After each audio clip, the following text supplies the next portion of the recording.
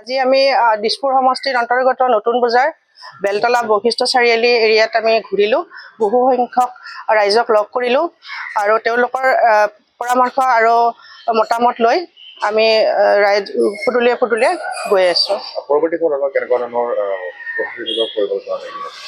নহয়, আমাৰ এতিয়া যদি 2026 চনত আমাৰ চৰকাৰ অসমত গঠন হয়, তেতিয়াহ'লে আমি বিশেষকৈ স্বাস্থ্য খণ্ডত তাৰোপৰি আপোনাৰ শিক্ষা ক্ষেত্ৰত আমি যথেষ্ট চাম। যিহেতু এতিয়া বিজেপি চৰকাৰৰ দিনত দেশৰ ভিতৰতে যদি স্বাস্থ্য আৰু আপোনাৰ শিক্ষা ক্ষেত্ৰটো চাই ভাৰতবৰ্ষত নিম্নমানৰ তলৰ পৰা 5 নম্বৰত আছে আমাৰ ৰাজ্যখন।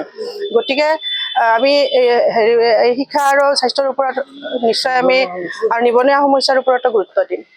এইটো আমাৰ অসম প্ৰদেশ কংগ্ৰেছ কমিটিৰ সভাপতি মাননীয় গৌৰৱ গগৈ ডাঙৰীয়াৰ নিৰ্দেশমৰ্মে আমি ৰাইজৰ পদূলিত ৰাইজৰ কংগ্ৰেছ শীৰ্ষক কাৰ্যসূচীটি লৈ আমি ঘৰে ঘৰে আৰু দোকানে দোকানে গৈ তেওঁলোকৰ ৰাইজৰ পৰা আমি মতামত বিচাৰিছোঁ, পৰামৰ্শ বিচাৰিছোঁ যে আমি কেনেধৰণে কংগ্ৰেছ দলটো আগবাঢ়ি গ'লে ভাল। তেওঁলোকে যি পৰামৰ্শ দিব সেই পৰামৰ্শ আমি আগত লৈ আমি 2026 চনৰ বিধানসভাৰ নিৰ্বাচনত অৱতীৰ্ণ হ'ম। ৰাইজৰ সঁহাৰি আমি যথেষ্ট পাইছোঁ।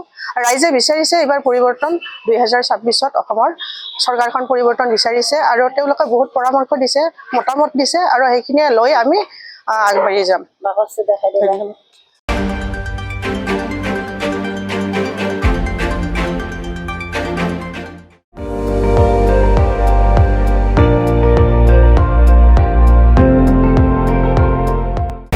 আপুনি চাই আছে ND24, সৰ্বশ্ৰেষ্ঠ নহয় সৰ্বোত্তমৰ দৌৰ।